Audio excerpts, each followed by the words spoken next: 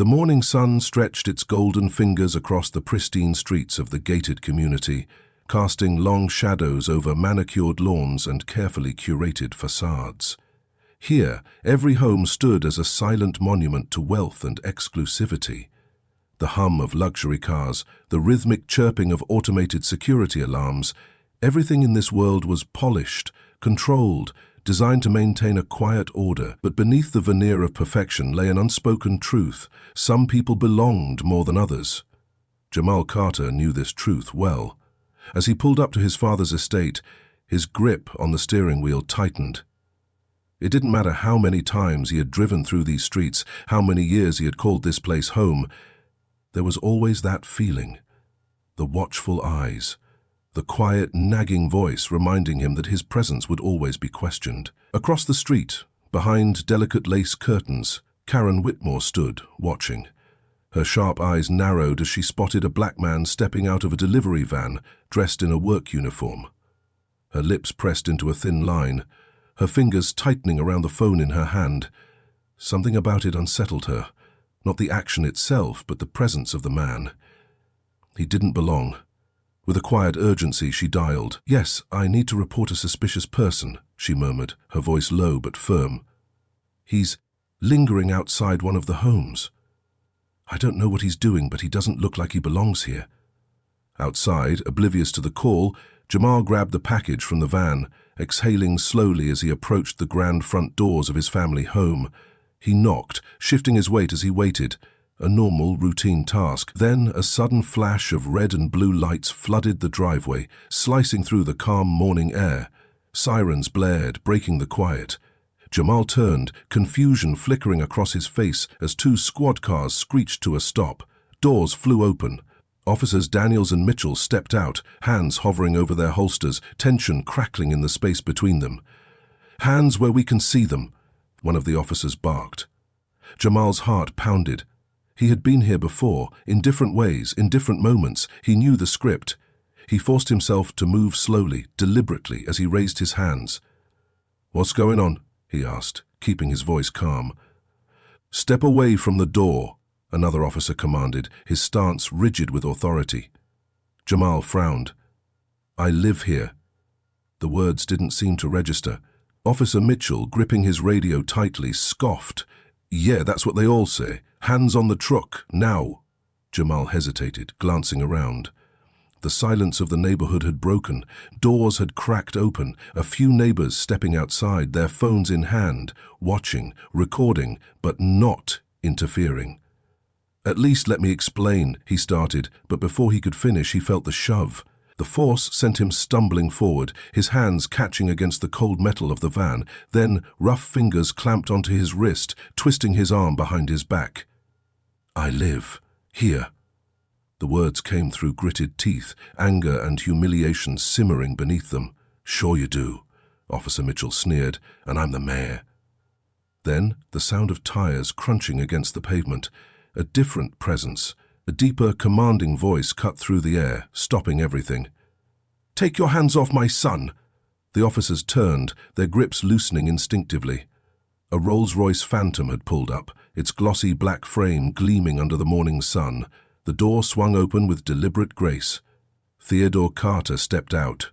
He was power, he was authority, and in this moment he was furious. Recognition flickered in Officer Daniels' eyes, his posture stiffening. Officer Mitchell hesitated, his grip still firm but wavering. "I asked a question," Theodore said, stepping closer, his voice sharp as a blade. "Why are your hands on my son?" Silence stretched between them, thick and suffocating. Jamal's breathing was heavy, his body tense with frustration. "We got a report," Officer Mitchell began. "From who?" Theodore interrupted. A beat, no answer. Theodore's eyes flickered toward the houses. A movement caught his attention. Karen Whitmore stepping onto her porch, arms crossed, her face unreadable. No apology in her expression, only quiet indignation. "I was only looking out for the neighborhood," she offered, her voice clipped, defensive.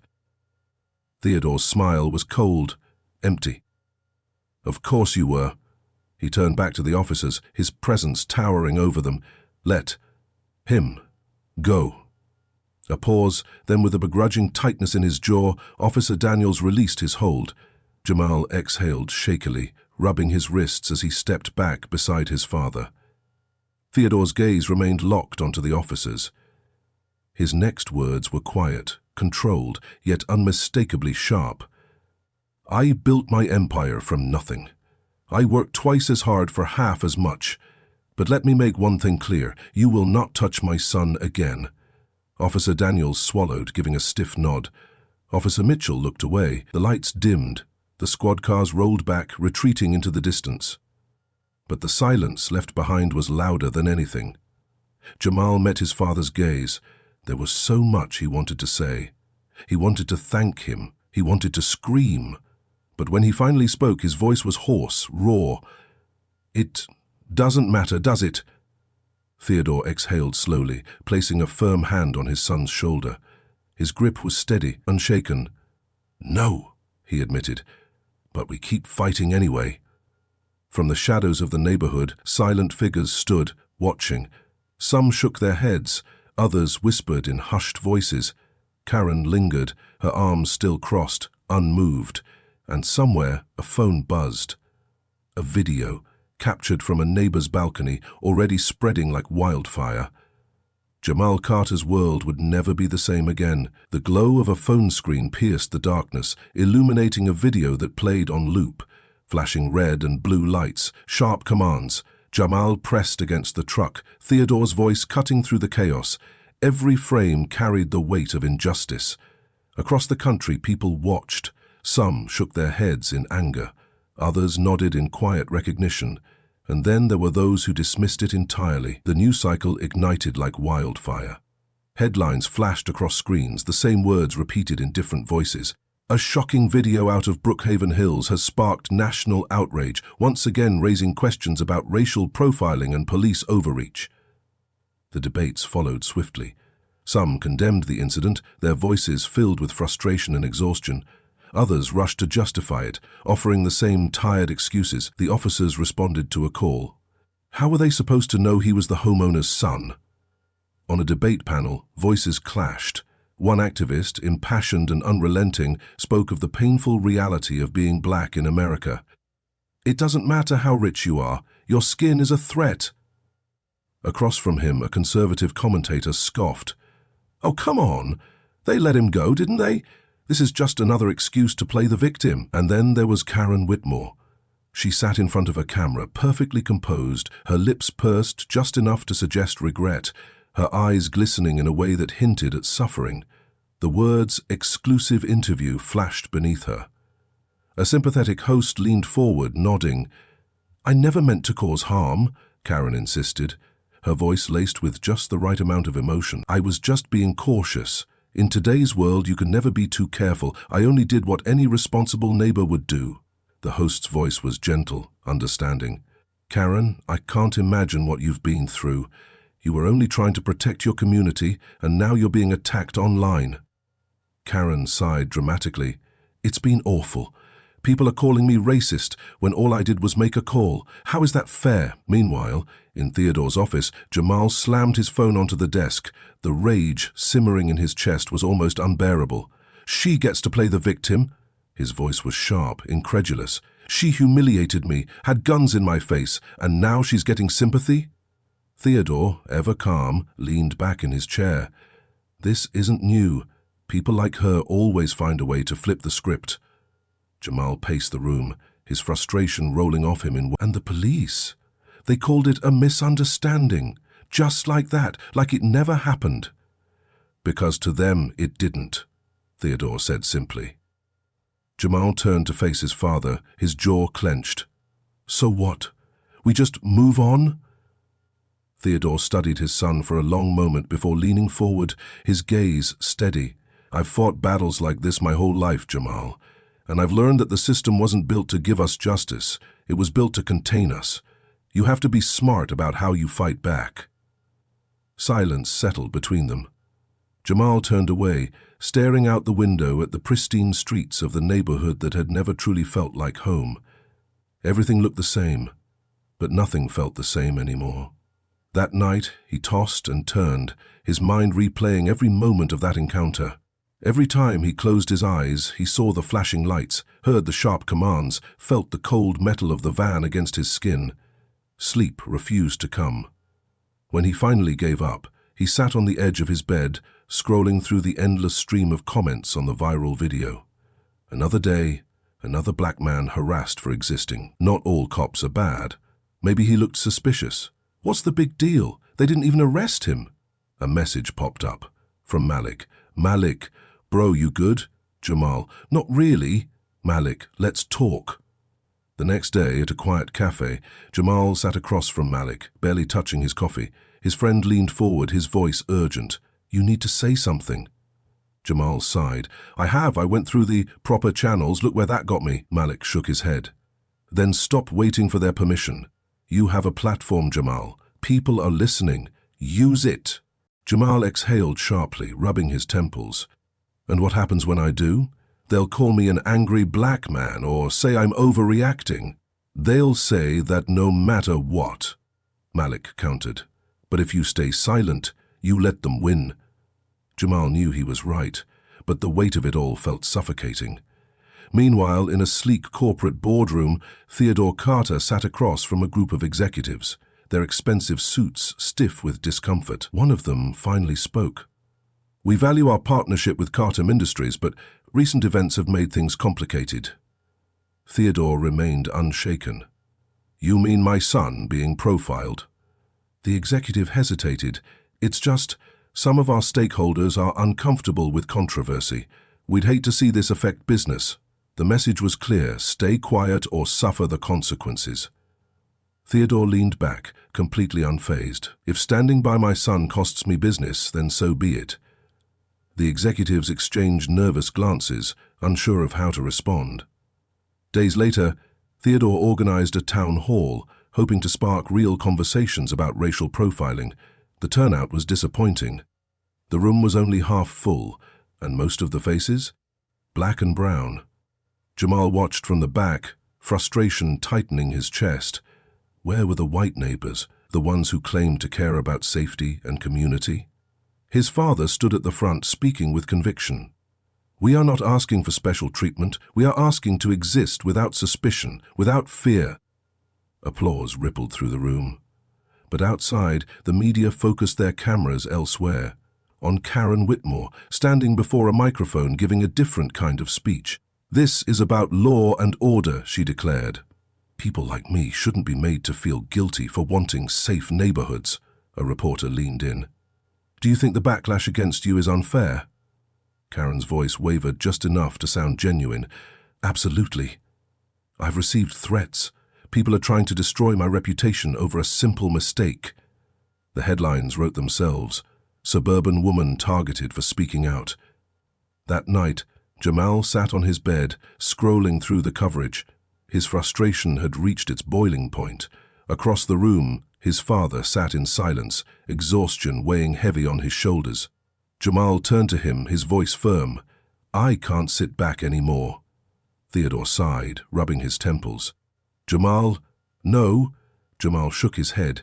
You've spent your whole life fighting quietly, trying to play by their rules, and they still see you as just another black man. Theodore didn't respond right away, because deep down he knew his son was right. Jamal picked up his phone, opened the camera, hit record. His voice was steady, unshaken. My name is Jamal Carter, and I'm done being silent. With one tap, he uploaded the video. Within minutes, it spread. The fight had only just begun. The barbershop was alive with the familiar sounds of electric razors buzzing, the sharp scent of aftershave lingering in the air, and the easy laughter of men unwinding in a space that felt like home. It was a place of community, a refuge where guards could be lowered, where black men could simply exist without the weight of the outside world pressing down on them. Until that world forced its way in. The pounding at the door shattered the peace. Open up! This is the police. We have a warrant to search the premises. The command came sharp, authoritative, and before anyone could react, the door was kicked open. Officers swarmed inside, their weapons drawn, their faces carved with the kind of hardened authority that left no room for argument. The room fell into a tense stillness. Barbers and customers exchanged wary glances, hands slowly rising, and one customer, a middle-aged man with salt and pepper hair, frowned as he lifted his palms. "What the hell is this?" he asked, his voice laced with disbelief. A barber, tall, broad-shouldered, his clippers still in hand, stepped forward, his expression a careful balance of anger and restraint. "This is a barber shop, man. Ain't nobody selling drugs here." The officers didn't listen. They moved with purpose, shoving customers aside, knocking over chairs, pulling drawers open and dumping supplies onto the floor. Clippers clattered, hair care products rolled under seats, the carefully maintained space becoming a scene of chaos within seconds. One officer, a younger man with uncertainty flickering in his eyes, hesitated. "Sir, I don't see anything suspicious. Maybe we should—" His words were cut off by his superior, Officer Mitchell, a man who carried himself with the arrogance of someone who had never once been questioned. "Shut up and do your job," he snapped. Jamal stood in the corner, his phone gripped tightly in his hand, the camera lens capturing every second. His heart pounded, but his hands remained steady. This moment was all too familiar. Across the room, a customer was shoved roughly against the wall, his cheek pressed against the peeling paint. He gritted his teeth, anger flashing in his eyes. "Yo, I got rights, man. You can't just—" A baton pressed into his back, the cold steel a silent warning. Mitchell smirked. "Yeah, tell it to the judge." Jamal kept filming. He caught everything, the rough hands, the humiliation, the way the energy in the room shifted from anger to a resigned, exhausted fear. Beside him, Malik leaned in, whispering, "We gotta do something." Jamal didn't take his eyes off his screen. "We are." The raid continued, but it became increasingly clear there was nothing to find, because there had never been anything there in the first place. The officers retreated eventually, leaving behind destruction and bruised dignity. Jamal didn't hesitate. He uploaded the video. Within hours, the world was watching. The fallout was immediate. News stations replayed the footage on loop, their anchors discussing the latest case of police overreach. Online, the comment sections exploded with debates, some outraged, others dismissive. At home, Theodore Carter sat before his television, his expression a careful mask of exhaustion and fury. "This is what they do," he muttered, more to himself than anyone else. "They break us down." Jamal, standing nearby, met his father's gaze. His voice was quiet but unshaken. Not this time. But the powerful never went down without a fight. At midnight, Jamal's phone buzzed with an unknown number. He hesitated, then answered. A familiar voice oozed through the receiver, low and threatening. "You think you're some kind of hero, Carter? Keep running that mouth and you'll see what happens." The line went dead. The warning wasn't empty. The flashing red and blue lights returned, but this time they weren't there for the barber shop. They were for him. The arrest was swift, brutal in its efficiency.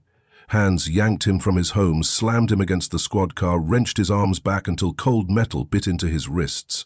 His rights were spoken but meant nothing.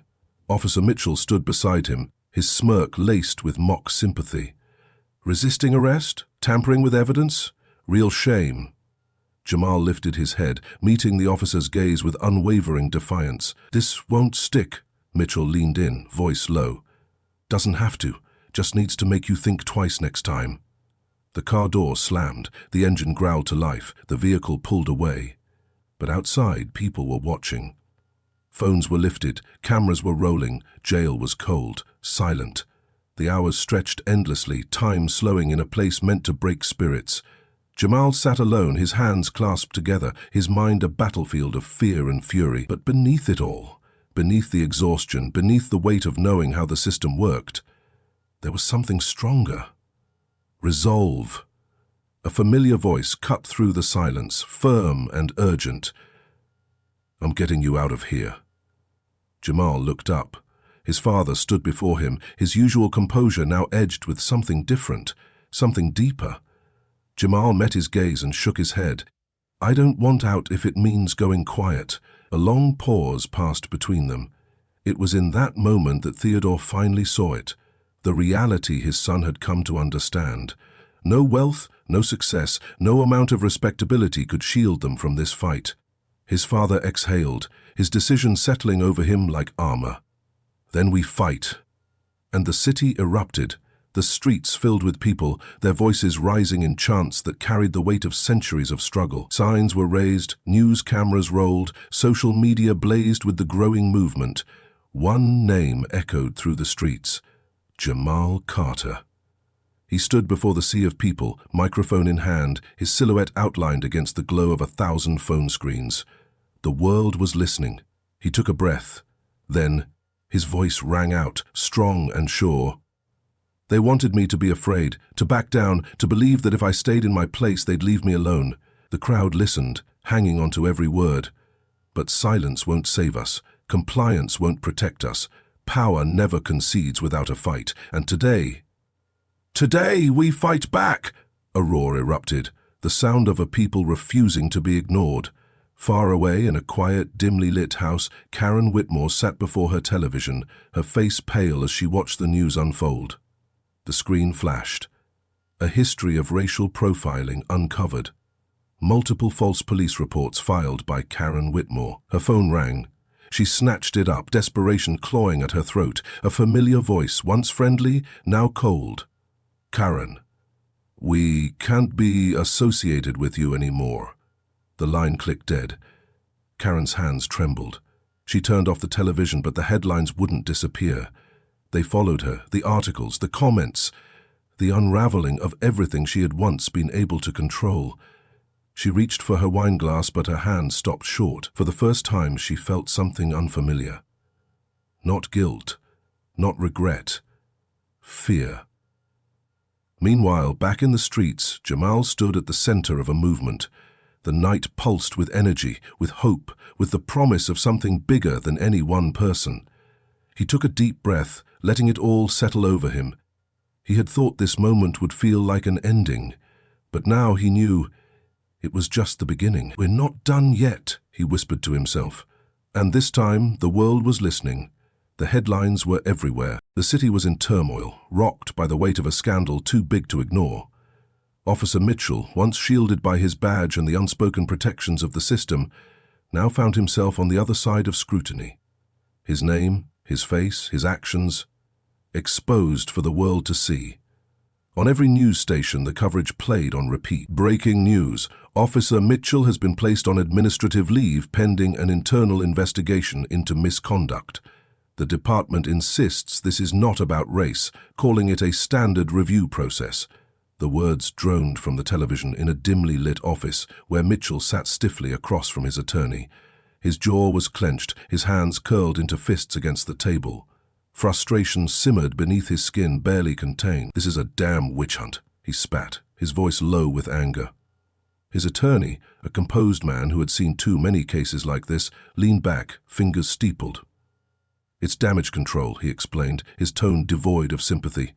"The department wants this to go away quietly." Mitchell slammed his fist against the table. "I was doing my job. That kid, he made me a target." The attorney gave a slow shake of his head, eyes steady. "No," he corrected. "You made yourself a target, and now they're cutting you loose to save themselves." The realization hit Mitchell like a blow. The institution he had upheld, the one he had believed would always have his back, was turning away. He had never thought it could happen to him, but now the system was protecting itself, and he was collateral damage. Meanwhile, in a packed press room, another man stepped up to the podium. Officer Daniels, the same officer who had once hesitated in the barber shop, stood before a sea of reporters. His hands trembled slightly as he adjusted the microphone, but when he spoke, his voice was steady. "I was part of the problem." The room fell into an almost eerie silence. Cameras flashed. Journalists leaned forward, pens hovering over notepads, waiting. Daniels swallowed hard, but continued, the weight of his words pressing down on him. "I saw things. I stayed quiet. I told myself I was just following orders, that it wasn't my place to speak up. But silence makes us complicit." From the crowd, Jamal listened, his expression unreadable. Daniels met his gaze briefly before turning back to the press. "I can't undo the past, but I can make sure it doesn't happen again." The room erupted in a flurry of questions, but Daniels stepped down, ignoring the noise. He had done what he came to do, Redemption began with truth.